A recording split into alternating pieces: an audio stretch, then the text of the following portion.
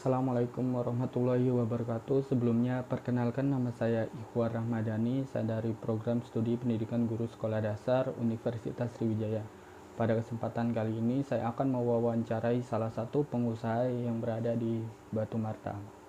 Berikut wawancaranya. Baiklah, saat ini kita sudah terhubung dengan owner dari Eka Collection. Baiklah, Assalamualaikum warahmatullahi wabarakatuh, Kak. Waalaikumsalam warahmatullahi wabarakatuh. Sebelumnya, perkenalkan nama saya Ikhwan Ramadhani, mahasiswa PGSD Universitas Sriwijaya. Sebelumnya, mohon maaf nih mengganggu aktivitas kakak. Di sini saya ingin mewawancarai kakak seputar bisnis kakak. Nah, sebelumnya, apakah benar ini dengan owner Eka Collection, Kak? Iya, benar, saya sendiri. Oke, sebelumnya boleh diperkenalkan nama kakak siapa? Ya, baik, terima kasih. Perkenalkan, nama saya Eka Widya Astuti, berasal dari kota Batu Raja, tepatnya di Batu Marta 11, Kabupaten Ogan Komering Ulu. Oke, sejak kapan sih kakak memulai bisnis Eka Collection ini? Sejak awal Februari 2020, ya, Kak, kalau tidak salah. Oke, berarti sudah memasuki ke 1 tahunnya ya kak ya. Nah, di sini apa sih yang menjadi motivasi kakak untuk membuka bisnis Eka Collection ini kak? Kalau ditanya motivasi sih, apa ya, kayak bingung. Soalnya tuh dulu bisnis itu berawal dari hobi saya yang suka shopping, seperti itu kan. Saya shopping, apa aja yang saya pakai itu kayak dilihat orang tuh kayak cocok gitu, pantas pengen gitu, apa dipinginin gitu. Jadi saya tuh kepikiran, ini kayaknya bisa jadi ladang bisnis ini gitu kan. Terus saya coba nyetok barang tuh pertama di rumah tuh nggak langsung banyak kayak gini kan, berawal dari satu barang dulu, dua barang kan tergantung dari modelnya juga kan. Setelah itu kalau nyetok dua barang pasti kurang gitu. Jadi saya jadi tambah besar ya alhamdulillah seperti itu Kak. Ya, kalau ditanya motivasinya sih berawal dari hobi itu yang disalurkan dan diwadahi di Eka Collection ini, Kak. Oke, berarti berasal dari hobi ya kak ya. Nah, selanjutnya barang apa saja sih yang tersedia di Eka Collection ini kak? Kalau barang-barang seperti yang Kakak lihat di belakang saya ini ada baju, tas juga tuh macam-macam, Kak. Ada yang tas untuk hangout seperti yang di etalase pertama ini, terus di etalase kedua ini ada seperti tas untuk anak sekolah dari balita kalau nggak salah dari TK gitu, Kak ya. Sampai SD itu ada Kak. Terus saya juga menjual produk kecantikan seperti hand body, skincare seperti itu Kak, banyak sekali. Ada juga sandal, sepatu dan lain-lain. Pokoknya dari fashion dan sampai ke produk beauty. Oke, banyak juga ya kak ya. Selanjutnya, siapa sih yang menjadi target pemasaran dari bisnis Eka Collection ini kak? Target pemasaran saya ya sesuai produk yang saya jual. Kalau misalnya tas-tas untuk hangout ini pastinya untuk anak-anak muda atau juga ibu-ibu sosialitas seperti itu. Kalau untuk yang tas sekolah atau baju anak-anak ya anak-anak. Jadi target pemasarannya itu sesuai dengan produknya Kak, seperti itu. Hmm, berarti sesuai dengan produk yang dijual ya kak ya. Selanjutnya, Iya. ketika kakak menjadi pengusaha, pastinya ada yang namanya saingan dalam berwirausaha.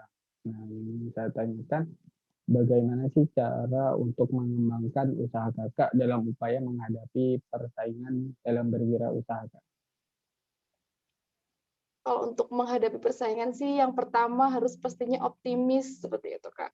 Yakinkan pada diri sendiri bahwa semua rezeki itu sudah ada yang mengatur, sudah digariskan seperti itu. Tinggal kita bagaimana caranya untuk menjemput rezeki tersebut.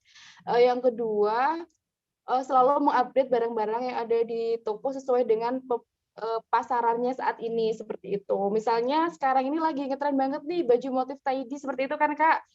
Jadi kita harus coba dulu nih dimasukkan dulu barangnya satu atau dua stok. Kalau misalnya di sini tuh cocok dengan konsumennya, seperti itu, customer-nya, berarti kita bisa dong nyediain lebih dari 2 stok, seperti itu, Kak. Yang ketiga, kalau saya sih untuk menghadapi persaingan pasar harusnya sih dengan cara mencari konsumen dengan cara yang benar, seperti itu, tidak merebut konsumen dari toko lain atau gimana loh atau curang-curang seperti itu kan sekarang banyak gitu kayak dengan diiming-imingi nanti kalau beli di toko saya dapat diskon loh seperti itu sebenarnya nggak usah seperti itu Kak. Atau misalnya sekarang nih banyak banget nih si A jualan ini diikut-ikutin jualan ini gitu ya emang sih rezeki itu sudah ada yang mengatur kan Kak tapi ya gimana ya harusnya tuh juga kreatif seperti itu kalau terlalu mencontek tetangga sebelah toko sebelah gitu kan nggak patut juga gitu Kak. Jadi kita bersaingnya secara sehat aja seperti itu. Oke, berarti harus secara sehat ya. Iya. Selanjutnya kan pada awal bulan April ini Indonesia memasuki pemberlakuan PSBB ya kayak. Nah, apakah ada dampak signifikan yang mempengaruhi dari bisnis kakak ini sendiri, Kak? Kalau dampak secara signifikan yang saya rasakan sih tidak ada ya Kak, mungkin tidak terlalu ada gitu. Soalnya saya ini kan bisnisnya berbasis online gitu, jadi saya ngambil barangnya online gitu. Kalau untuk yang beli-beli gitu ya masih ada lah satu dua seperti itu. Kalau pas awal-awal dulu, kalau sekarang sih udah alhamdulillah normal lagi gitu. Karena ya apa ya kayak kan waktu itu pas Indonesia PSBB itu bukannya saya nggak rugi gitu enggak soalnya target pemasaran saya cuman di sekitar-sekitar saya aja jadinya kayak pas ada PSBB tuh ya berkurang atau enggaknya itu ya nggak terlalu kelihatan gitu masih ada aja yang beli seperti itu. Oke, berarti tidak berpengaruh secara signifikan ya. Nah, ini Ya. oke, ini pertanyaan terakhir nih, Kak. Apa sih tips dan trik dari Kakak untuk kami yang ingin memulai untuk berwirausaha, Kak? Apa ya kalau ditanya tips dan triknya tuh bingung juga saya Kak. Mungkin niat seperti itu kan. Gimana ya? Yakin pada diri sendiri kalau ingin mau bisnis seperti itu. Mantap-mantap, jangan setengah-setengah. Nanti kalau setengah-setengah jatuhnya malah bukan sukses, tapi berhenti di tengah jalan nanti bisnisnya. Yang kedua, kalau sudah niat, bisa dipersiapkan dengan cari model bisnis apa yang mau dijalankan, seperti itu. Mencari bisnis ini kalau hatinya sudah mantap, jadi bisa memikirkan bisnis apa yang sesuai dengan apa yang Kakak inginkan, cari-cari informasi seperti itu dengan apa yang sudah tren saat ini. Ya pokoknya cari-cari informasi bisnis itulah Kak gitu. Biar kita tuh nggak kalah di pasaran. Yang ketiga, organisir diri. Mulailah kita untuk mengorganisir diri sendiri. Ini sangat penting sebagai modal awal kita dalam memulai bisnis. Sederhananya bagaimana kita mau mengorganisir bisnis kalau kita tidak bisa mengorganisir diri sendiri. Yang keempat, harus bisa menjalankan bisnis sesuai dengan apa yang kita sukai gitu. Menjalani sesuatu dengan passion akan membuat seseorang lebih rileks. Bahkan saat diterjang kesulitan apapun gitu. Jadi kita tuh tetap bisa menghadapinya dengan santai gitu, Kak. Banyak juga orang yang bilang kalau pekerjaan yang paling menyenangkan adalah hobi yang dibayar. Nah, saat ini saya sedang menerapkan itu, Kak. Hobi saya shopping, saya juga dibayar. Seperti terakhir, setelah semuanya tersusun dengan tepat dan terstruktur, hal yang lain yang perlu difikirkan secara detail adalah modal usaha. Kita harus mikir modal usaha kita tuh dari mana, apakah dari orang tua atau dari diri sendiri atau dari hasil patungan. Kalau misalnya dari hasil patungan, lebih baiknya kita harus apa ya, membuat perjanjian hitam di atas putih gitu Kak, biar tidak ada nantinya kesalahpahaman ketika bagi hasil.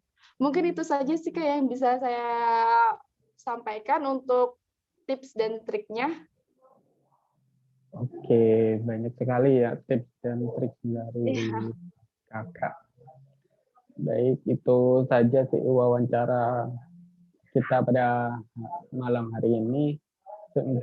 Terima kasih pada Kak Eka yang telah meluangkan waktunya. Baik, ya, itu saja. Jika saya ada salah, saya mohon maaf. Saya akhiri. Wassalamualaikum warahmatullahi wabarakatuh. Waalaikumsalam warahmatullahi wabarakatuh.